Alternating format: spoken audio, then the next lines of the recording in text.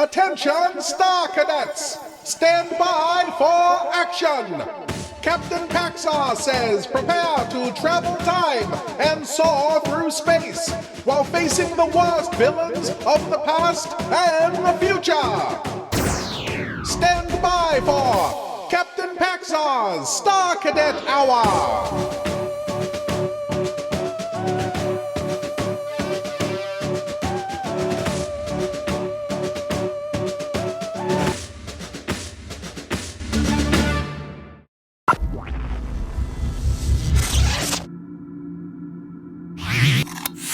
Greetings, Star Cadets! I am Captain Paxar, speaking to you from the secret headquarters of the Interdimensional Peace Force. Today's mission is as follows. Our animated friend, Scott McCloud, known throughout the galaxy as Space Angel, has run into a bit of trouble with an unfriendly space station. Stand by for action as Space Angel engages in cosmic combat.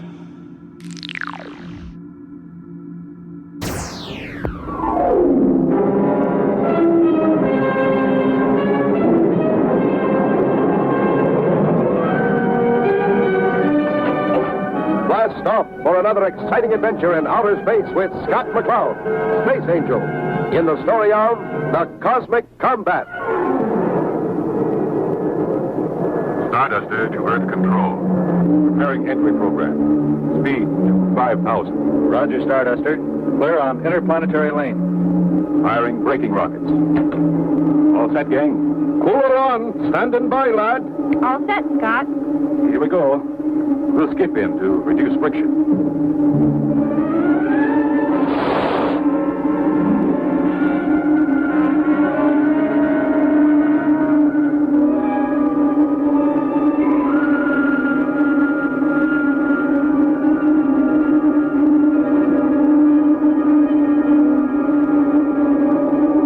Stand by for vertical landing. A.O.K. here, Scott.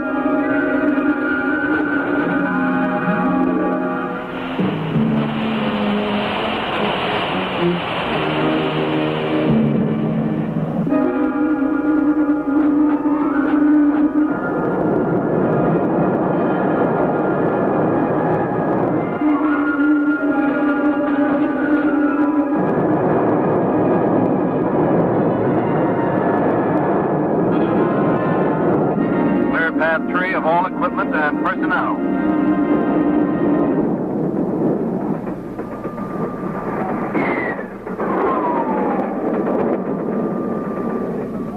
As you know, Scott, we have been conducting unmanned space probes through these 4 major galaxies with spectacular results. We have now developed the resources and science for the next logical step. Commander Scott, you are going to be the one to launch Supermariner into the new frontier, Vector 5. I cannot stress too highly the importance of this task. Vector 5. We're about 2 years ahead of ourselves, aren't we, Chief? We've barely begun to explore the other galaxies. And that will take several lifetimes. Meanwhile, Project New Frontier will get underway. What about the launching platform? How soon? It will be completed by tomorrow. Care to see the progress? Sure, Chief. That's the human race for you. Why walk if you can run? Taurus. The assembly crew is just about finished.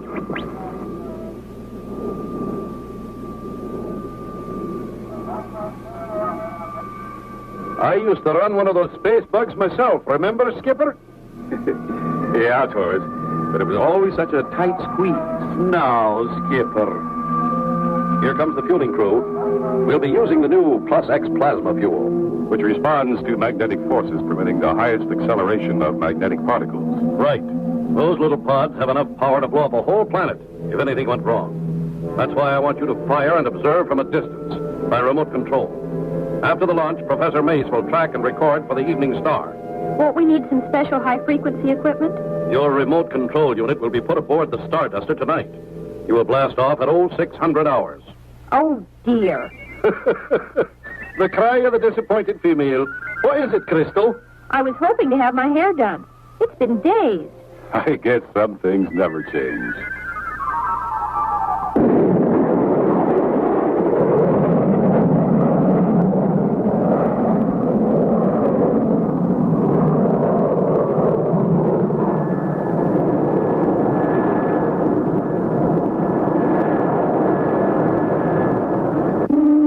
on free flight.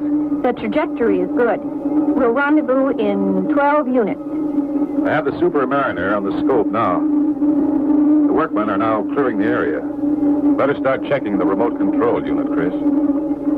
Hey, Skipper, look! Something's gone wrong. Its gyro system has gone haywire. It's pulling it off orbit. Scott, I have no control at all. Look at the magnetic indicator. It's gone haywire. Jumping Jupiter, I don't believe it. It's turning completely around and pointing towards Earth. Something or someone is taking control of the space platform. Chris, push the destroy button. Destroy. Right.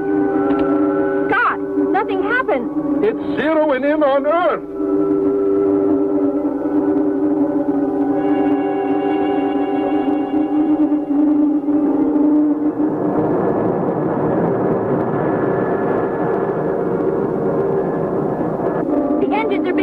It's going to fire. Crystal, jam the high-frequency circuit. That should disrupt the signals that are controlling the Super Mariner. Right, Scott.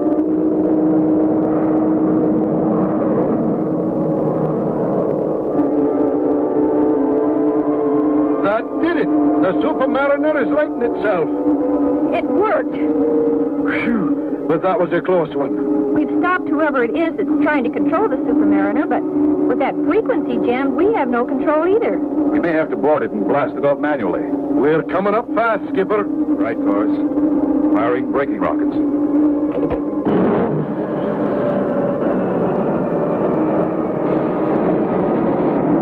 Coming alongside.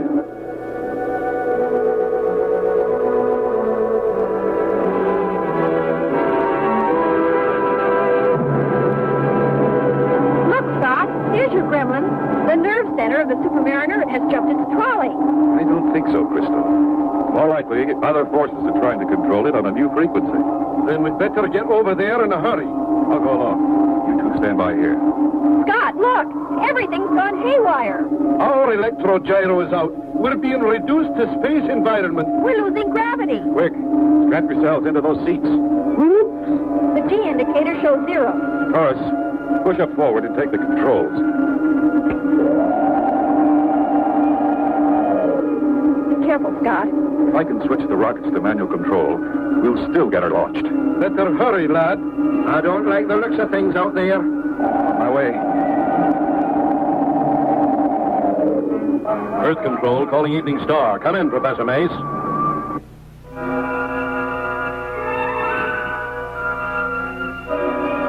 Evening Star to Earth Control. Yes, Chief.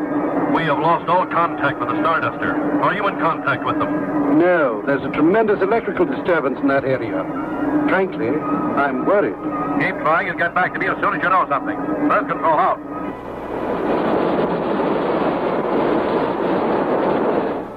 I'm almost there.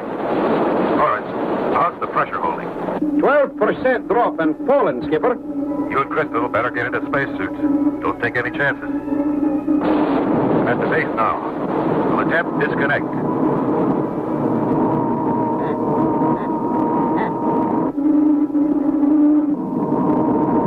There. That seemed to stabilize it. Good work, Skipper. Scott, it can still blow. No problem. I've disconnected the firing circuits. But the indicator is continuing the countdown. Something is activating it. The Mariner is going to fire. Okay. Shoving off. Hurry, Scott! Hurry! It's going to blow! Scott! Scott! Where are you? Evening Star. Evening Star, this is Earth Control. Evening Star, come in, please. Earth Control, this is Evening Star. Yes, Chief. This is Professor Mace speaking. Mace, what's happening? What's going on out there? We've recorded a blast. That was the Mariner. It's off and tracking. But I still can't raise the Starduster.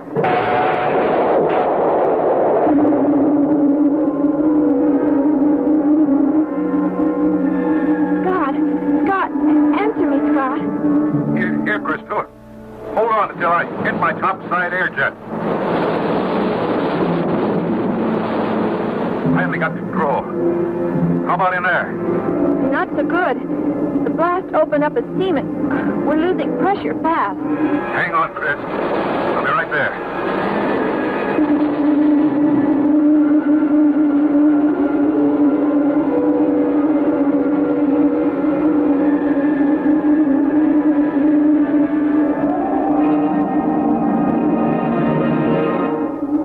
Good. Hope I'm not too late.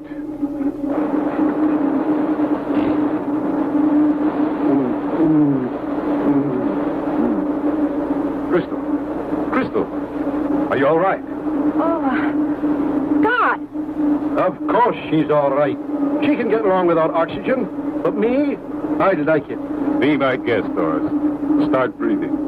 Scott! Taurus, look! The radiation counter. We're drifting into the Van Allen radiation belt. Doris, you check the hull and repair damage. Right, Skipper.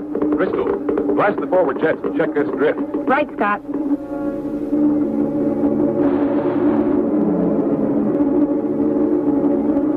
Starduster, calling Starduster. This is Evening Star, calling Starduster. It's Dad calling from the Evening Star. At ease, Star Cadets! Captain Paxar's Star Cadet Hour will be back in a moment!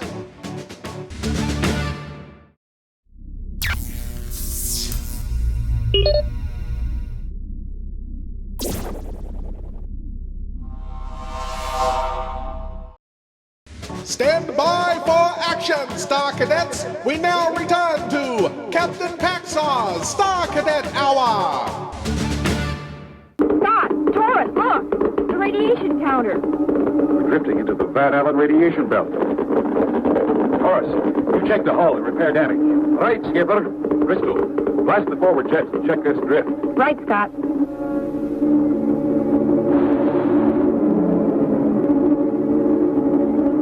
Starduster, calling Starduster. This is Evening Star, calling Starduster. It's Dad calling from the Evening Star. Starduster. Starduster, this is Evening Star. Communications working again. Starduster, this is Evening Star, over. I got it. Starduster. Starduster, this is Professor Mace. Dad! Professor Mace, we read you. Crystal, Scott, Taurus. Thank heavens you're still all right. I saw the blast, then lost contact. The Mariner shot was good. It's out and orbiting. Good. Would you relay that information to the chief? We're out of range. I have. He was more concerned about you three. Tell him we're okay. We're going to try to find the power source that caused all the trouble. Try the magnetic compo computer. Open all bands and see what happens. Will do, Professor. And thanks. Starduster out. Out here. There, Skipper. Did you see it? What do you make of it, Taurus? Hard to say. That's obviously the source of the signals. Too strong to be anything else. But there's nothing out there, Scott. Radar shows an empty vacuum. Not even a stray asteroid. Yet we're picking up a magnetic impulse stronger than our own telebeams to Earth. Skipper, I've got an idea. Why don't we send a scanner beam along the same contact here and see what we pick up? Might work at that. How much energy in the auxiliary? 2,000 kills and buildings. Come on. Let's give it a try. What is it? A space station of some sort. I don't recognize any of the markings on her. I'd better get up forward.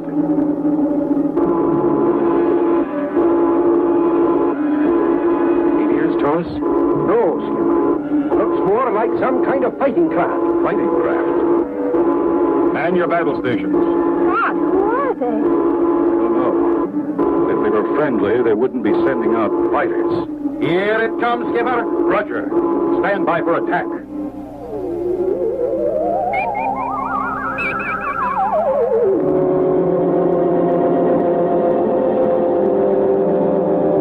Ready, Taurus? Aye, Skipper. I got a bead on the blighters. Hold it. They're breaking formation.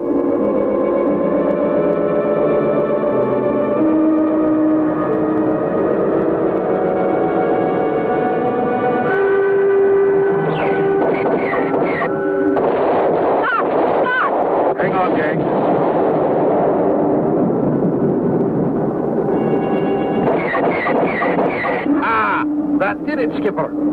Hey, those ships have no pilots. They're drones. Controlled by the space stations. Here comes another one, 12 o'clock high. See 'em, Skipper. Scott, another 6 o'clock low. Start firing, Taurus. They're out for our heights. Right, Skipper. Rebels are everywhere.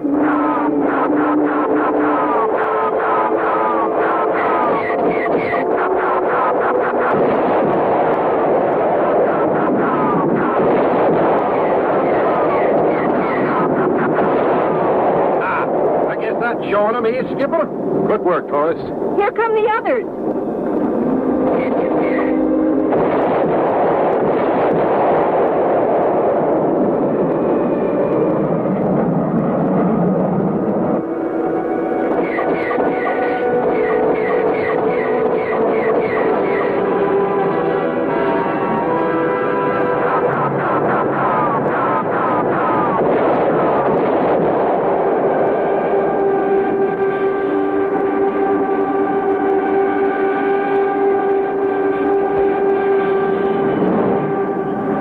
I call great teamwork, Skipper. What flying? If you don't mind, fellas, how about going back for my stomach? I'm afraid it's only the beginning, Crystal. Unless I'm mistaken, they won't take this lying down. What can they do now?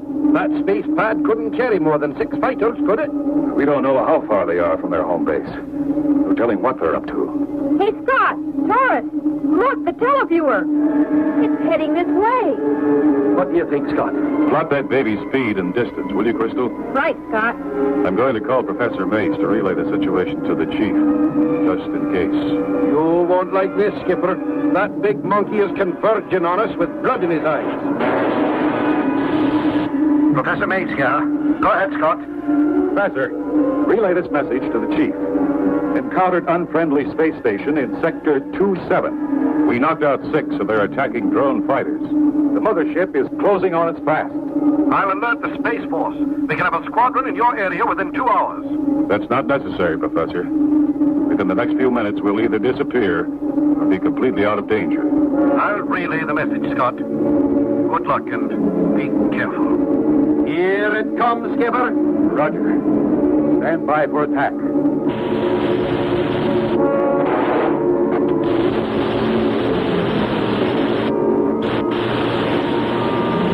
It's closing fast, Scott.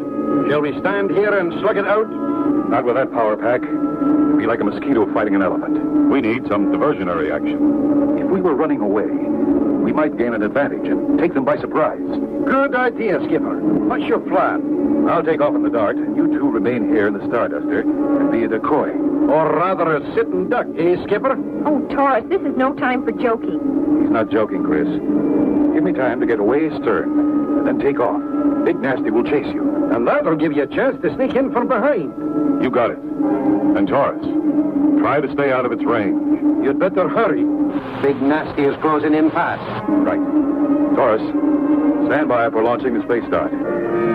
Now to light a candle to this baby. You dropped out of sight like a bottomless pit, Skipper. Well, just hope they didn't see me. Good luck, Taurus. You're the one needing the luck, Skipper. Go to hunting, lad.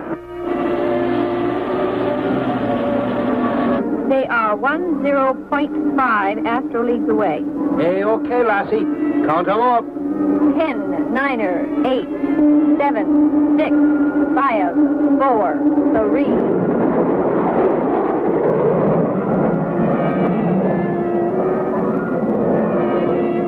Big Nasty took the bait, Taurus. It's coming after us. Ah, splendid girl.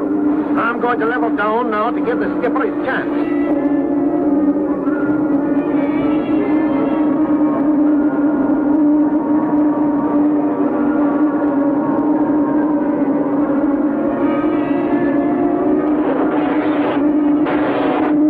Taurus, they've opened fire. Come on, Scott, wherever you are. I'm on his tail, Taurus. I'm firing.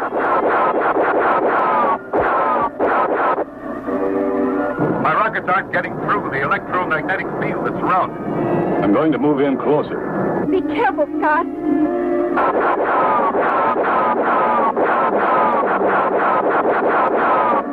No soap.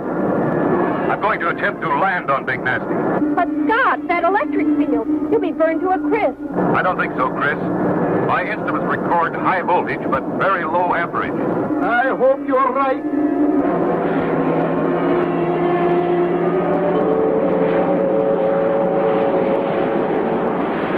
He made it, Taurus.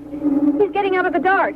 Careful of the crew, Skipper. Don't tell her what kind of beings are on that thing.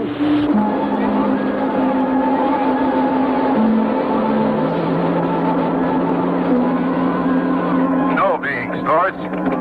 It's remote controlled by computers of some kind. Whoever is fighting us must be millions of light years away, chasing you through electronic eyes.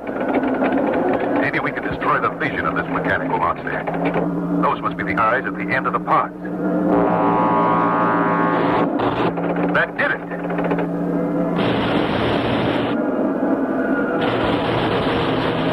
They may not be able to see us, but they're sure laying down a barrage. Not for long, Taurus. I think I found the electronic brain.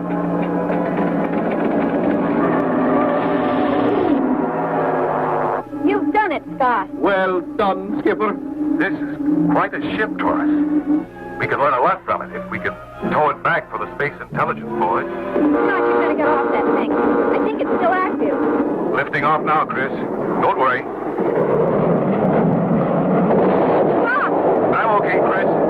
Just got an extra boost.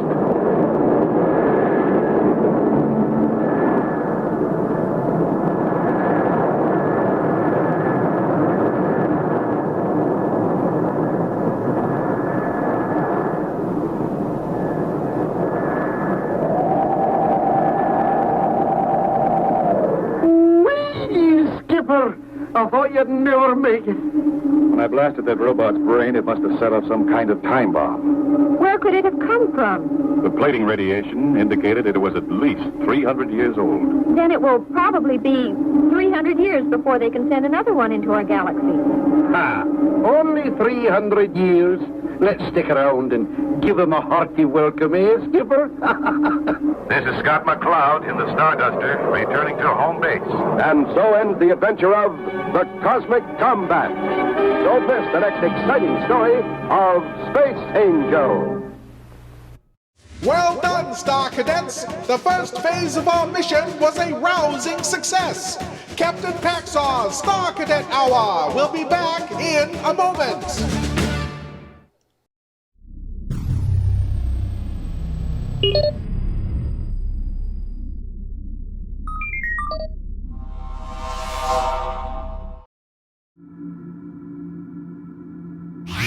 Welcome back, Star Cadets. I, Captain Paxar, will now brief you on the second phase of our mission.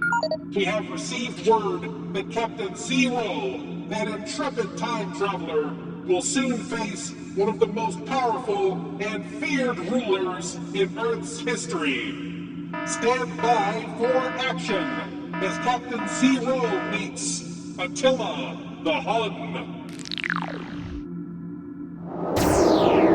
Captain Zero, research explorer in time and space.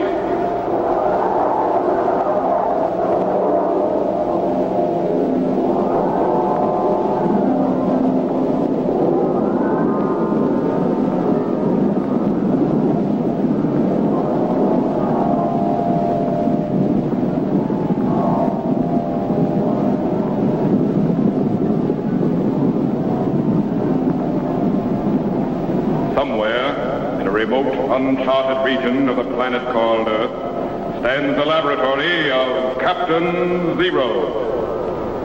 In this secret location, known only to a few in the outside world, Captain Zero and his associates experiment in time and space to learn from the past, to plan for the future.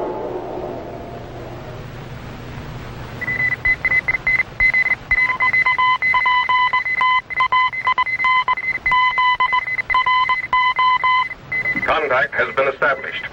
We now transmit you direct to the laboratory of Captain Zero. Please stand by.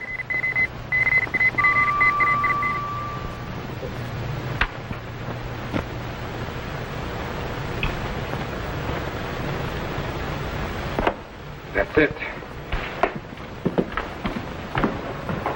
Micro. Yes, sir? Send Jet up to my laboratory immediately.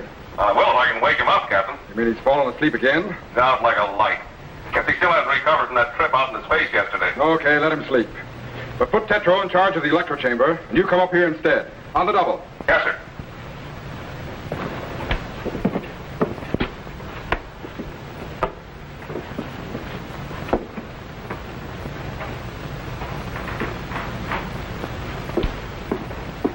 What's up, Captain?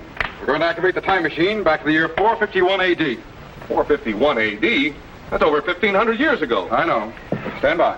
What's so important about the year 451 AD? The Battle of Chalon. One of the most decisive battles since the beginning of time, and the first major turning point in the history of the civilized world. First major turning point in the history of the civilized world? What do you mean? Look, for the first time in history, Europe was united into two camps. The great Roman Gothic army against the warring tribes of Attila the Hun. Civilization against barbarianism. Christianity against paganism. The East against the West. Well, just who was this Atilla the Hun? One of the most ruthless and feared barbarians of all time. The terror of all Europe for over 20 years. He called himself the Scourge of God. Believed he was put on earth to punish the human race. Sounds like he did a pretty good job of it. Well, he certainly hastened the downfall of the Roman Empire. You mean he defeated the Romans? No, the Romans won. Well, then what are you so concerned about? Why risk going back into time over 1,500 years just to find out what you already know? Because there's something I don't understand. Attila should have won that battle. He had more warriors, better horsemen, superior archers and javelin throwers, and he was fighting on a battlefield of his own choice. Yet he lost. How do you account for that? I don't. But there are indications that something happened on the eve of battle, causing great fear and apprehension in the camp of Attila. We're going back and find out what it was. Set the time machine for the year 451 AD. The plains of Chalon in Gaul. Yes, sir. Where's Gaul? That's the ancient name for France. Increase the voltage to 8.997 and stand by to activate the cycle reactor. Yes, sir. Petro. Yes, sir. Stand by for operation of the time machine. Yes, sir. Nuclear reaction up 12.773. Yes, sir. Klystron output 9.881. Yes, sir. Synchronize your settings, Micro. Yes, sir. Set the trilotron at 43.772. Right. Stand by. Activate the cycle reactor. Good. We're cracking the fourth dimension and projecting back into time. I hope nothing blows up. 1900, 18, 17, 16. Field output up 65. Awfully high, Captain. Up 65, Micro. Yes, sir. 1200. We're going back. 10, 9, 8. Increase coronal discharge. Hold it. What's your rise time? Steady up, Captain. Don't think you're going to make it. You better cut her down. Increase cathode impedance. Hold it. Double the rise time. 600, 500. We're getting awfully hot, Captain. Something's going to blow. Steady. Pick up the plate current. Hold it. Good. Cut the cycle reactor and lock it. Double the power, Petro. Oh, I'm glad I don't work here every day. Can we make it? According to the instruments, we're projecting back in the year 451 AD right now. Set the language rectifier for ancient Scythian. But first, set the sound wave segregator and patch into the time machine audio so we can hear what's going on. Yes, sir.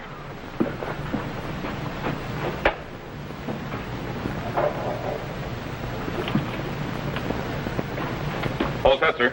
Good. Stand by to activate the view screen. Bring up the plate current. Yes, sir.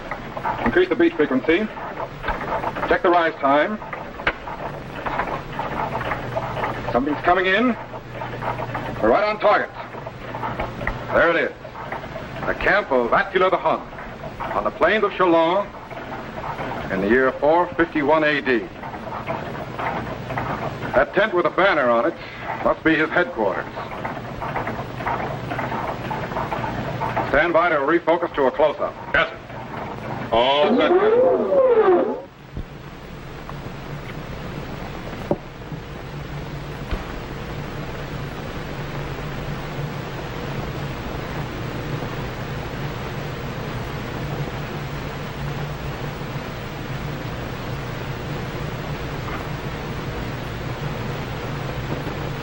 Rome. The great Roman Empire. Nothing but an empty shell which we shall crush and stamp to bits.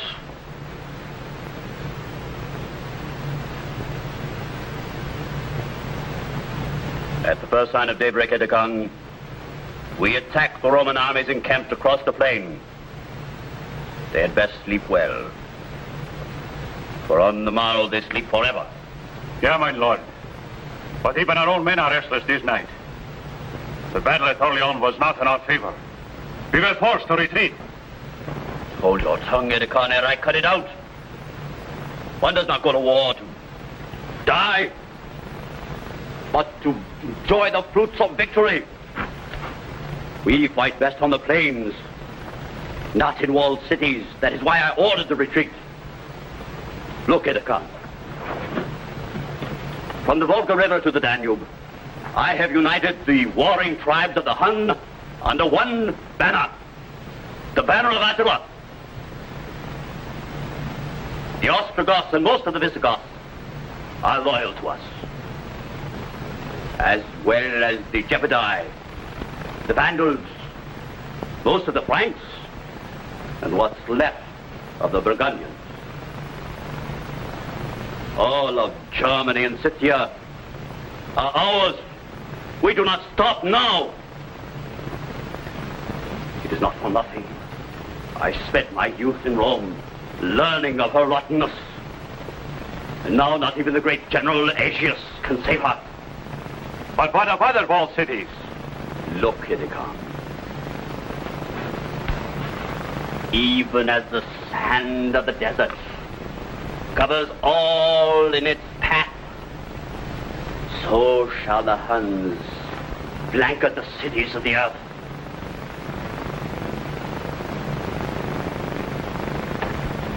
Those who dare to resist will learn why they call me the Scourge of God.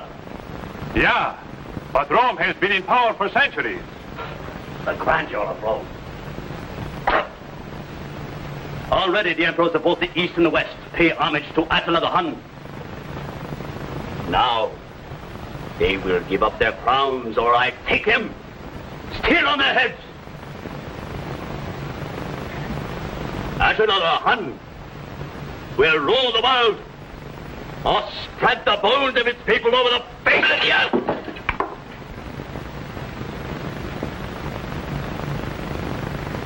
You seem certain the men will follow you. Even as you, A.K.A. The sword.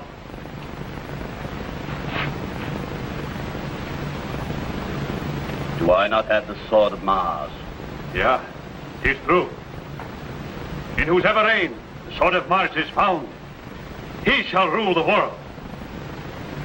Would that I had such a weapon. It is not for the likes of you, A.K.A. Go. Prepare the men for battle. Yeah, my lord. I will await the dawn alone. Come.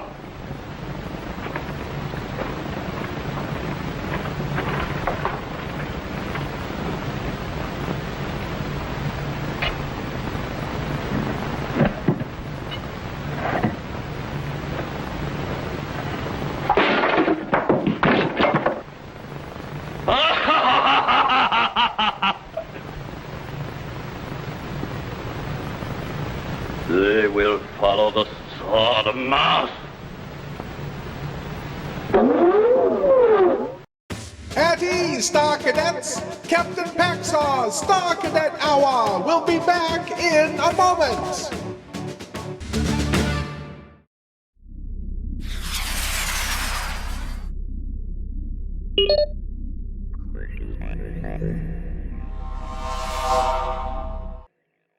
Stand by for action, Star Cadets! We now return to Captain Paxar's Star Cadet Hour!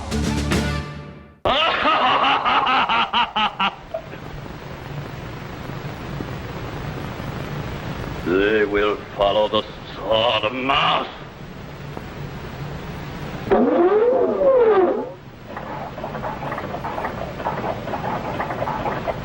Wow, that boy is really tough. One of the toughest in history. What's all this business about a sword?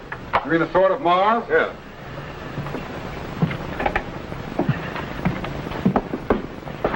Well, you know that Mars was the ancient Roman god of war. Yeah.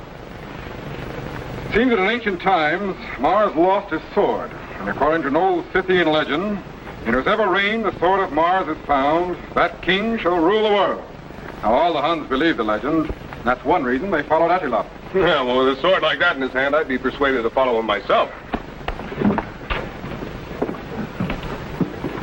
Well, aren't you going to shut down the time machine, Captain? No, I want you to materialize me back to the tent of Attila the Hun. What? Something strange happened this night, Micro, causing fear in the camp of Attila. And I intend to find out what it was. Now, wait a minute, Captain. That Attila just as soon lop your head off as look at you. Stand by to activate the materialization chamber. Yes, sir. It's going to be mighty lonely around here without you, Captain. I can take care of myself. Wait a minute, Captain. It's pretty far back for a materialization. Maybe we better test it. After all, I'd hate to see you get lost somewhere in time. Maybe you're right. Let's try that chair. Deal.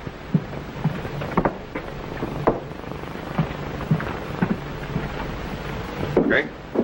Stand by to materialize.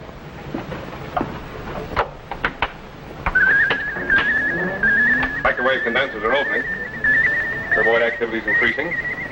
Voltage is building up.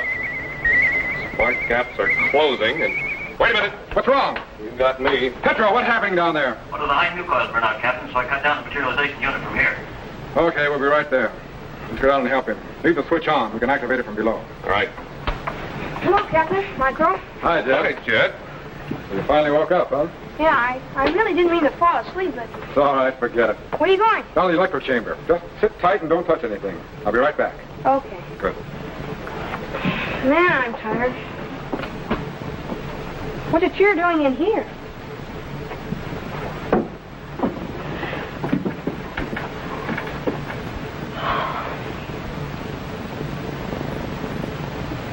Okay, Micro. That should do it. Switch on the materialization units.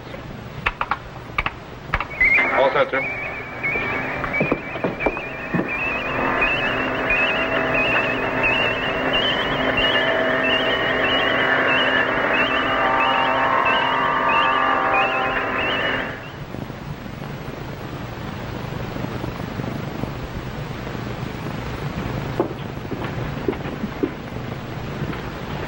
Well, the chair dematerialized all right.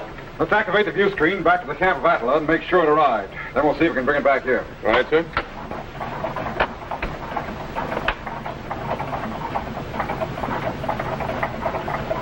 There's Attila, but I don't see the chair. Persia too shall feel the sharp edge of my blade. India soon will fall begging on her knees, and the grass will never grow again where my horse's hooves trod. Jet! Oh, no! You must have been in the materialization chamber. Can't you reverse materialize and bring him back? Not a chance. If I attempt to materialize him in, I'll get Attila in here, too. We just have to wait for an opportunity. Beneath the thunder of our horses' hooves, the Great Wall of China will come crashing to the ground, while the swords and spears of my tribesmen crumble their great army to the Khans. Like the swirling sands of the desert that bore us, the Huns shall engulf the world. And the Roman Empire will be the first. From the China Sea to the Pillars of Hercules, Attila the Hun will rule the world. Attila the Hun? Hold! Captain! Edicon! Yeah, my lord. What is this? A Roman spy. But so young. The better to deceive us. And his dress. The Romans are clever. Yeah. We cannot afford to take chances. Shall I dispose of him? No. Lop off his ears and send him back as an example. With pleasure. Might I use the sword of Mars? No. Use your own sword. Hold! Guard! The spy! After him!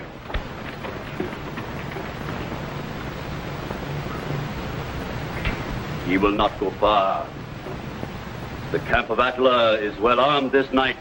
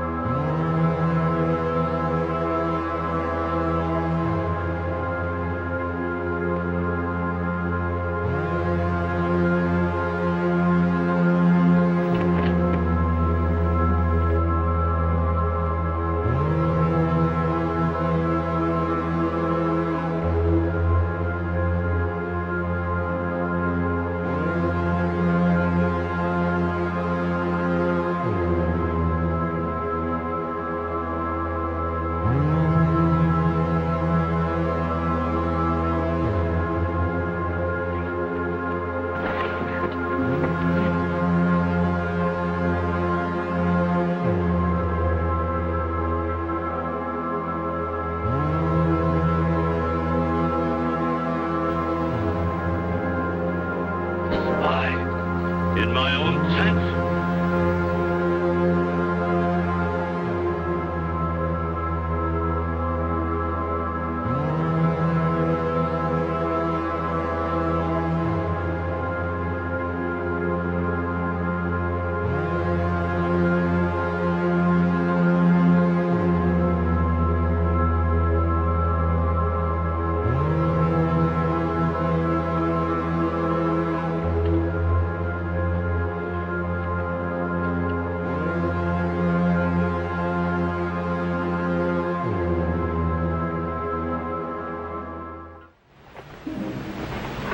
Master!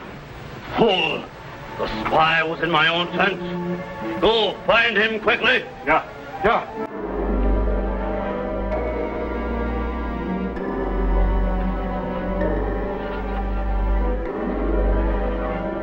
Guards, hold!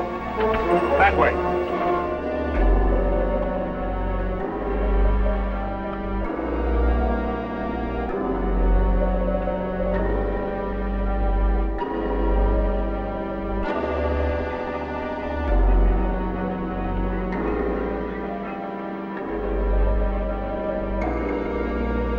He will not go far. My men will catch him and cut him to bits.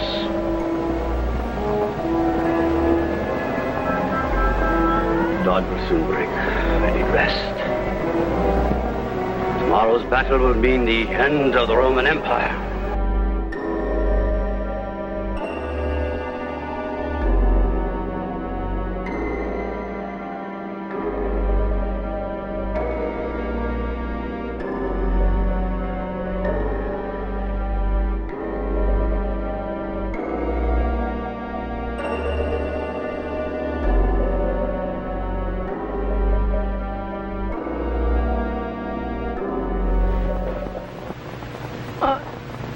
Good evening, Mr. Adler. So there you are. We have been looking for you. You mean me? Would you care to join me on my throne? Well, thanks, but I think I'll just stay here.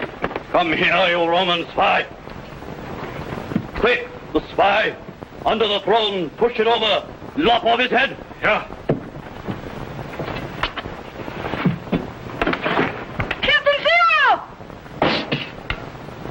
He's gone. Disappeared. Go. Find him quickly. Yeah. Get him, Captain? I think so. Watch the chamber. Yes, he's coming in. Good, he's in. Golly, thanks, Captain. I thought I was done for. It was close, Jess. And I certainly hope you've learned to be more careful where you fall asleep. Yes, sir. Say, Captain, we still haven't found out why Attila lost that battle. You're right. Refocus the view screen. Yes, sir.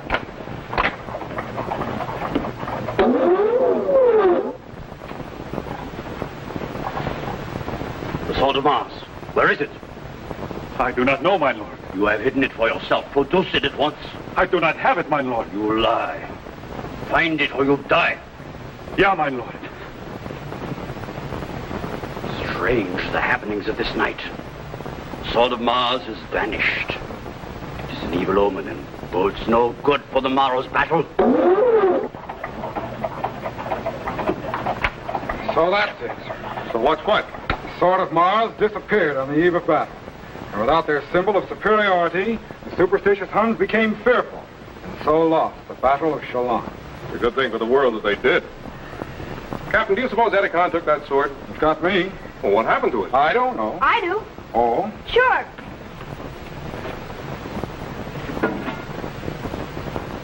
Here it is. I grabbed it just as you started to materialize me back.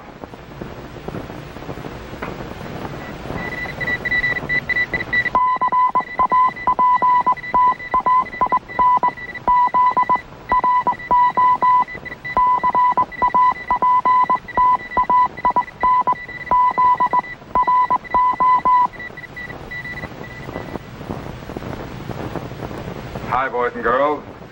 Greetings, fellow Z-men. I want to tell you how you can become a commissioned officer of the Zero Explorers in time and space and receive an official space passport and identification card. This passport entitles you to travel in accredited spaceships to any planet in our solar system. It also contains my official signature and photograph, as well as regulations for space travel and procedure for a rocket ship blastoff. Just send your name and address to me, Captain Zero, in care of this station. Your letter will be forwarded to my laboratory by guided missile, and I will immediately send you your official space passport and identification card. So till we meet again, fellow Z-men, good luck in time and space. Be sure to be standing by when we again transmit you to this remote location on the planet Earth, where Captain Zero and his associates will conduct another experiment in time and space.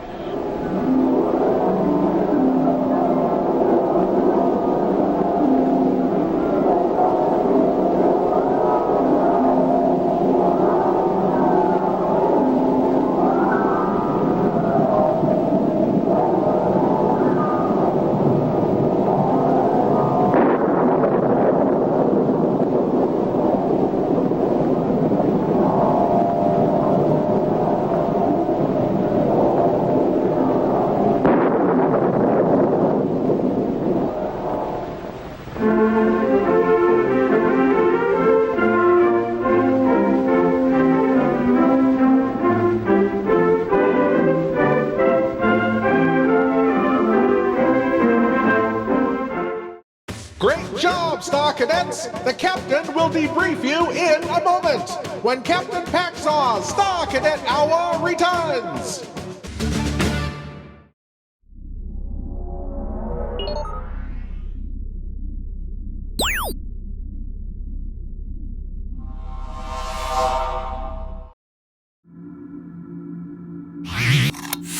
Mission accomplished, Star Cadets. You've all served with valor and honor. Space Angel, Captain Zero, and I, Captain Paxar of the Interdimensional Peace Force, salute you. You may now stand down until we meet again at the appointed time coordinates, when we will again undertake a daring mission through time and space. Until then, Star Cadets, always remember, keep the peace.